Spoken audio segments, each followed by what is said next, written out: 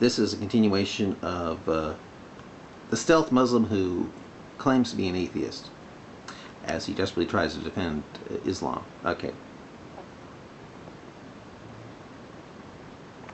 Nope, English translations aren't corrupted, but may not necessarily be true translations either. Have you heard of the website Islam Awakened that has over 30 different English translations of the Quran, or has 30 different translations of the Quran in English? Are you saying that even if I read one Quran scripture from the Quran in all those different translations, I still wouldn't get the true meaning of what Muhammad, or quote Allah unquote, was saying, because it's not in Arabic? If so, how come Allah switched from Hebrew and Greek, where the Bible can be understood in all languages and when translated? Well, yeah, how come Allah switched from Hebrew and Greek, but where the Bible can be translated in all these different languages, but the same thing can't happen with the quote clear signs due to it being written in Arabic? Shouldn't Allah have stayed with Greek and Hebrew? You know, if you've ever spoken another language, ones with very descriptive and poetic qualities, you would know precisely what a hindrance translation is. Well, again, have you heard of the website called Islam Awakened that has over 30 different translations of the Quran in English? Are you saying that even if I read one Quran scripture from the Quran, I still wouldn't get the meaning of what Allah was saying, because it's not in Arabic? If so, how come Allah switched from Hebrew and Greek, where the Bible can be easily understood in all these different languages, but the same thing can't happen with the quote clear signs, the Quran, due to it being written in Arabic? Shouldn't Allah have stayed with Greek and Hebrew? You know? Also, if you are right, how come so many people who are Muslim don't even know Arabic? You think the Pakistanis and Africans understand Arabic when they become Muslims? And having the original is always good, so you can go back and retranslate. You do realize that the original didn't have vowels. In any case, back to the original claim. Taking one verse to make a claim that slavery is allowed is simply outrageous. How do you get that with the first part of Quran 424 that says, forbidden to your married women? Can't have sex with married women. You know, can't have forbidden sex with married women, except what your right hand possesses. How does that mean slavery is not okay in Islam? Quran rebukes having sex with slaves in Quran 24:33. If so, then how is the Quran not contradictory when you have Quran 424 that allows sex with someone's wife if she's your your slave, your right hand possess? Then you have 4:19. From the same chapter you cited, saying not to inherit women against their will, even if they aren't Muslim? If they aren't Muslim, what do you think of the first part of Quran 424 and how it's reported, handed down in Sunan Abu Dawud 22150 and Muslim 83433, to name just two hadiths about Quran 424?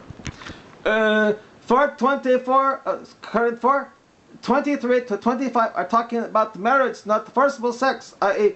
consent to marriage. Does this guy sound like an atheist to you, or a Muslim?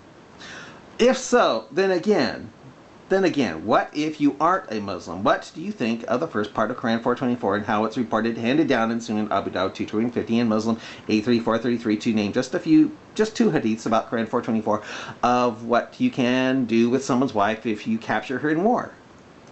I do not know where you come to that conclusion from. Quran 424 and how it's reported, handed down in Sunan Abu Dawud 22050 and Muslim 83433, to name just two hadiths, and I say the same thing.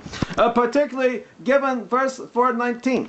If 419 is contrary to 424 and how it's reported, handed down in Sunan Abu Dawud 22050 and Muslim 83433, to name just two hadiths about the first part of Quran 424, of what you can do to someone's wife if you captured her or have her as right hand possessed, then how is the Quran not contradictory?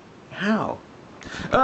Since I imagine you would have read that chapter as well as the rest of the Quran before making your claims. Notice, though, that the first part of Quran 424 and how it's reported, quote, handed down on Sunnah Abu Dawud 2150 and Muslim 83433, to name just 2 hadiths, is only mentioned in those hadiths and not the rest of Quran 4. It's Quran 424 that I've brought to your attention because of the evil of how it's reported in Dawud and Muslim, to name just 2. Reading for Quran 425 makes it abundantly clear that you are allowed to marry what your right hand possesses. If so, then a slave woman can have 2 husbands? You know?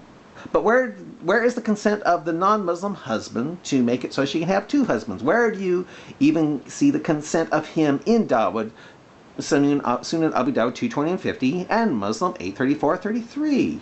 Where? But warns that it is better to abstain. Where do you get that? Where do you get abstention, you know, in Dawud 220 and 50 and Muslim 834-33? Where do you even get that in Quran? The first part of Quran 424. Where is the word abstain? You know, where are they to abstain? Nevertheless, it isn't about forcing sex or marriage. If so, then again, where is the consent of the woman and her non-Muslim husband in Dawud 22050 and Muslim 834-33? Where do you get that even in the Quran with, quote, forbidden to you are married women, can't have sex with married women, except what your right hand possess? Where do you get that? As that would be rape and carries punishment. If so, then what is the point of the first part of Quran 424 and how it's reported, handed down in Sunnah Abu Dawud 220 and Muslim 834-33, to name just 2 hadiths about Quran 424 of what you can do to someone's wife if you have captured her in war and made her your right hand possess? Then you go to make the claim that slavery is okay. Right.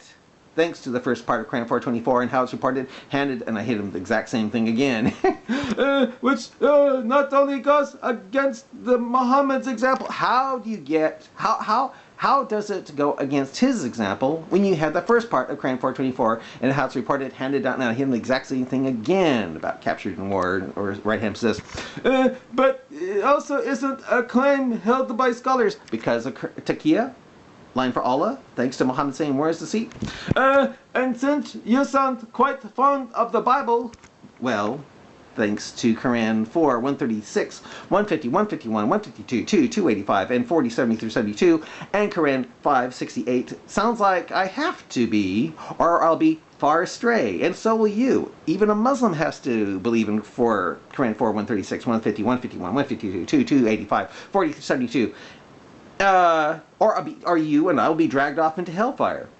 I would assume you're familiar of the permission of slavery within its text, which isn't different from the types of claims made against Islam in that regard.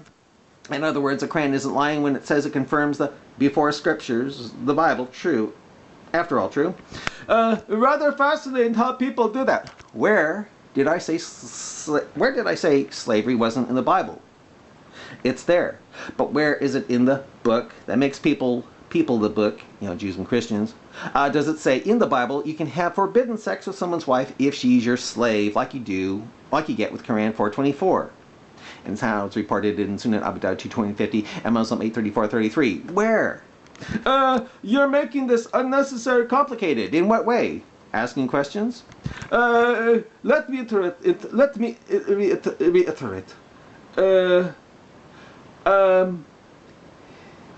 My response is to your original claim that Islam allows sex with slaves. True.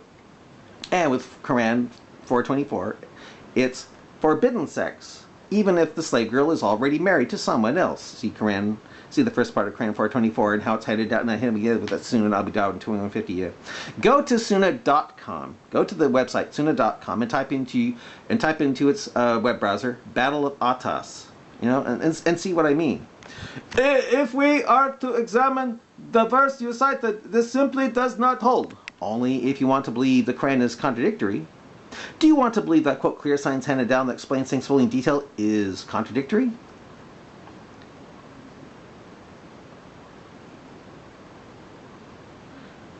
I think I'll end it here. Yeah, but I'll continue here. Yeah.